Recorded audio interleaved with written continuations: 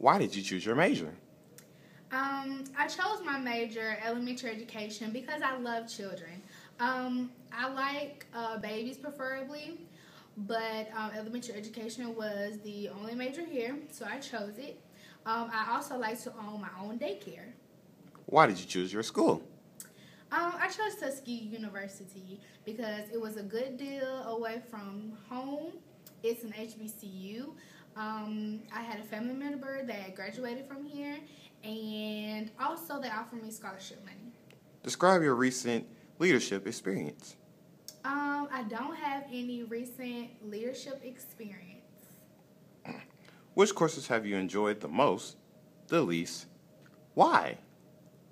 The courses that I have enjoyed the most would be my education courses. I took a health class, which was very interesting on how to conduct the classroom if there is a small emergency with the children in the classroom. Also, my seminar classes where I had to do preclinicals and go out to an elementary school and actually see how a class is managed.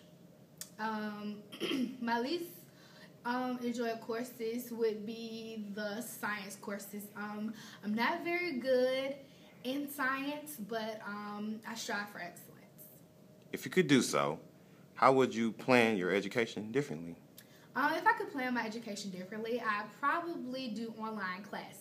I thought about this before I even attempted to try to apply for colleges, but I mainly wanted to experience the college experience on the actual campus. Describe your most rewarding college experience, your most challenging. Um, hmm. My most rewarding college experience would be passing college classes. I feel like college is difficult. Some people think it's easy. For me personally, I think just passing a course or a class or getting maybe a 3.0 during college it's very rewarding. Um, my most challenging college experience will probably have to be group projects. Group projects are very difficult because you have to worry about more than one person. You have to watch out for those who don't like working well with others, or those who procrastinate, or someone just not being able to do the project at all. Tell me about yourself, something people don't know about you. Um, well, my favorite color is pink. Um, I love fashion. Um, I'm triracial. I'm black, white, and Indian. Um, I'm very interesting, I guess. I like exotic animals and exotic foods. And I think that's it. What do you consider to be your greatest strengths? My greatest strengths would have to be just being here in college, still being here, living, graduating high school with the 3.0, being accepted to 4 colleges and being just considered at all. If you could change one thing about your life, what would it be?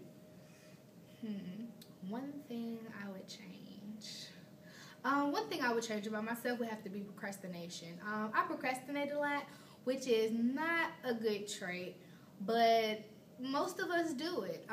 It's very hard to concentrate, kind of while you're in college if you're in sports or in other different activities and events. Procrastination it's a big thing that I do, but I try to work on it. Describe a time you failed at something and how did you handle it? Freshman year, I failed a math class.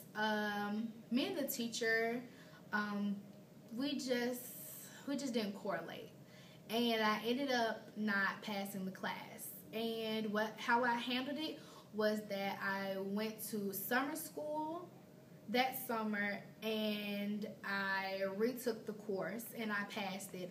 I was very determined to going ahead and taking this class over so that I could get a higher grade and a higher GPA.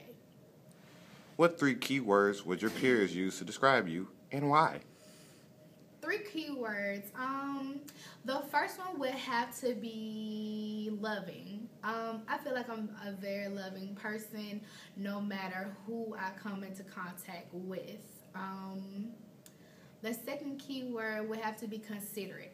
I'm very considerate of others. When I know someone is in danger or they need help or just whatever, I'm very considerate in taking my time out and trying to help others.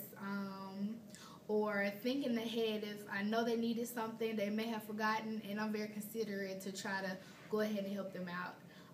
The third keyword would be nice. I'm nice because my peers, they come to me for advice or just if they need help with anything. I'm very nice, and that's it. Give me an example of something complex that you need to effectively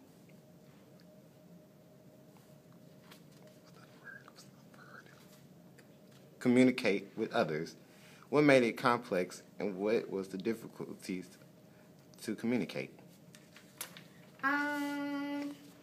An example of something complex would have to be teen dating. I think this is very complex because teens at a certain point in life, they feel like they should be able to date. Around 16 or 17, this was where I got my first boyfriend, and I communicated with my mother that I felt like it was time for me to get a boyfriend. It was very complex because my parents are very conservative, and they think I should maybe be out of high school in order to have a boyfriend, or just even older than that. And it was difficult to communicate because me and my mom don't talk on a personal level about, I guess, boys and things like that. I tell her, like, you know, different boys that I talk to or that I'm friends with, but nothing more than that. What motivated you to apply for this position? What motivated me to apply for this position was that I wanted to get more experience on the science based education. Have you started preparing for your next stage in your life after graduation? Are you getting a job or going to another academic program? What have you done to prepare for admissions into a graduate or professional program? I have started to plan my life after graduating. I would like to get a job in the education field, maybe at an elementary school or either a daycare. What is the difference in funding for graduate degree programs versus professional degree programs? The difference in funding for graduate degree programs versus professional degree programs would have to be, I guess, the seriousness. Once you go to graduate school, you're like, oh, I just want a master's, nothing more, because some people want to hurry up and get out of school or just get a couple degrees and then go about their life. And in the professional degree program, some people want to further their education and be in school longer and be able to have the highest title while they're out working.